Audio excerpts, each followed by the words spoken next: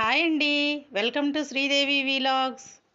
ఈరోజు ఎన్నో పోషకాలున్న రాజ్మాతో కర్రీ చేస్తున్నానండి. రాజ్మాతో పాటు బంగాళదుంప, జీడిపప్పు కూడా కలిపి ఈ కర్రీ చేసుకుంటే చాలా రుచిగా ఉంటుంది. ఇది చపాతీ, పూరి, రైస్లోకి కూడా చాలా టేస్ట్గా ఉంటుందండి. దీనికోసం నేను ఇక్కడ మనం టీ తాగుతాం కదా, ఆ గ్లాసుడు రాజ్మాని ముందు రోజు రాత్రి నానబెట్టుకున్నాను. మరుసటి రోజు ఉదయం కూర వండుకోవడానికి కోసం. కూరలోకి మసాలా ప్రిపేర్ చేసుకుందామండి.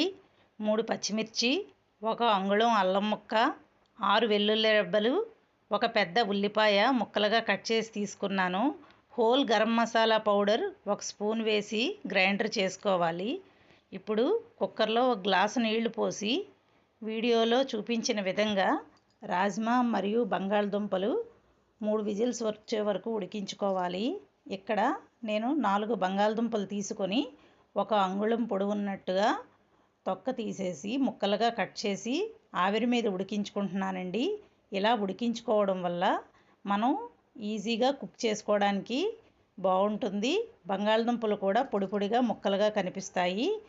కుక్కర్లో రాజ్మా ఉడికించుకున్నప్పుడే కొంచెం ఉప్పు వేసి ఉడికించుకోవడం వల్ల రాజ్మా మరింత రుచి పెరుగుతుంది. పోపు కోసం స్టవ్ మీద 1 కడాయి పెట్టి వేడయ్యాక 1 స్పూన్ ఆయిల్, 1 స్పూన్ నెయ్యి వేసి వేడైన తర్వాత ఆవాలు, జీలకర్ర, 1 బిర్యానీ ఆకు, పిడికెడు ఉల్లిపాయలు వేసి పోపు బాగా వేగిన తర్వాత కొంచెం ముందుగా గ్రైండ్ చేసుకున్న మసాలాను కూడా వేసుకొని ఆయిల్లో మొత్తం ఫ్రై అయిన తర్వాత 1 స్పూన్ ఉప్పు వేసి మళ్ళీ ఒకసారి కలిపి మూత పెట్టుకోవాలి. ఇలా మూత పెట్టుకోవడం వల్ల ఉల్లిపాయ బాగా వేగి పచ్చివాసన పోయి, చూశారు కదా కలర్ చేంజ్ అయింది. ఇలా అయిన తర్వాత ముందుగా 1 టమాటాని గ్రైండ్ చేసి ఉంచుకున్నాను. దాన్ని వేసుకొని కూరలోకి 2 స్పూన్లు కారం పడుతుందండి. ఇది కూర కారం అంటాం కదా, అది వేసుకుంటున్నాను. 1/2 స్పూన్ పసుపు వేసి బాగా కలుపుకోవాలి. మొత్తం ఈ టమాటా ప్యూరీ మసాలాలో కలిసి ఆయిల్ సెపరేట్ అయ్యే వరకు వేయించుకోవాలండి. ఇలా వేయించుకుంటే గ్రేవీ మంచి రుచిగా ఉంటుంది.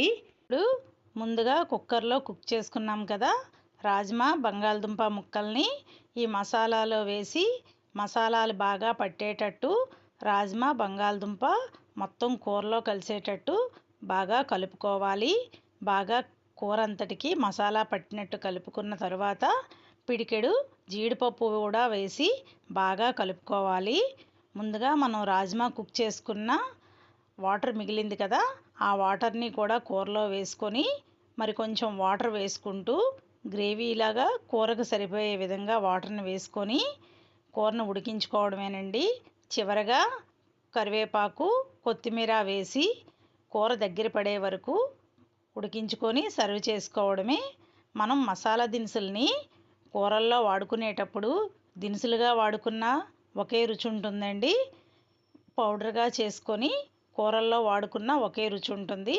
నేను ఒకేసారి పౌడర్ చేసి స్టోర్ చేసుకొని ప్రతి కూరలో ఇలా వేసుకుంటాను. మసాలా దినుసులు మనం దినుసులుగా వేసుకుంటే వేరేసి బయట పడేస్తాం కదా, అలా కన్నా ఈ పౌడర్ చాలా బాగుంటుంది.